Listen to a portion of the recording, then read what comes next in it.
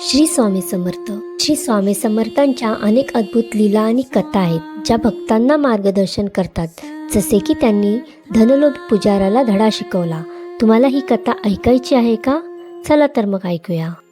सेतुबंद रामेश्वराला पापविनाशक तीर्थकुंडे आहेत. तेथील एक पुजारी अतिशय धनलोभी होता.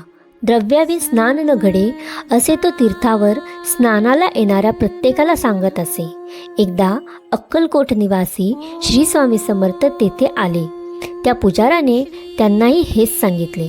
श्री स्वामी समर्थ म्हणाले, आम्ही निर्धन संन्यासी दिगंबर, कुठेही द्यावा तुम्हासी कर, व्यर्थ किरकिर करू नका. त्यावर पुजारी म्हणाला, नाविना कोरडे ब्रह्मज्ञान, विद्वत्ता सर्व निरर्थक.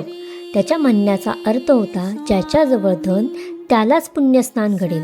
हे ऐकून श्री स्वामी समर्थ तत्काळ निघून गेले. स्वामी तेथून गेल्यावर अचानक त्या तीर्थकुंडात पुष्कळ किडे पडले आणि पाण्याला दुर्गंधी येऊ लागली. या दुर्गंधीमुळे कोणीही भाविक तेथे स्नान करू शकत नसे. त्यामुळे त्या पुजाऱ्याचे तीर्थकुंडातील पुण्यस्नानापासून मिळणारे उत्पन्न पूर्ण बुडाले. पुजाऱ्याने अनेक उपाय योजले, पण सर्व व्यर्थ ठरले. कंटाळून हा पुजारी शृंगेरी मठाच्या शंकराचार्यांकडे गेला आणि त्यांना घडलेला सर्व वृत्तांत सांगितला. आचार्यांनी योग समाधी लावली आणि त्यांना खरा प्रकार समजला. आचार्य पुजाऱ्याला म्हणाले, श्री स्वामी समर्थ हे कलियुगातील साक्षात परमेश्वरच आहेत. त्यांनी पुजाऱ्याला कठोर शब्दात समज दिली. धनलोभे पूजिता देव त्रिकाल, धनार्थ लोकांचा करिता छळ, ब्रह्माकुळी जन्मुनी कृत्य अमंगल, आचरिता कैसी द्रुमर्ती.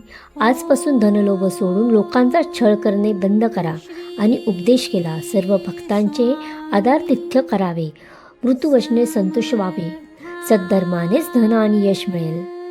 नंतर या पुजाऱ्याने श्री स्वामी समर्थांच्या चरणांवर लोटांगण घातले आणि क्षमा याचना केली. श्री स्वामी समर्थ म्हणाले, शंकराचार्यांच्या बोधामृताप्रमाणे वागाल तरच इहलोकी कल्याण होईल. भाव तसे फळ, जशी भावना तसा देव. स्वामींनी पुजाऱ्याच्या मस्तकावर कृपावरद हस्त ठेवला. त्यानंतर आपोआप ते तीर्थकुंड स्वच्छ आणि निर्मळ झाले. पुजाऱ्याने वर्तन पालटले. सचोटीने वागणे चालू केल्याने त्याला पुनश्च धनलाभ होऊ लागला. स्वामी समर्थांनी या पापविनाशी तीर्थकुंडाच्या पुजाऱ्याला केलेल्या बोधमृताच्या माध्यमातून सर्व क्षेत्रातील पुजारी आणि सेवेकरी मंडळींना लोभाऐवजी धर्माने वागावे हा बहुमोलाचा हितोपदेश केला आहे.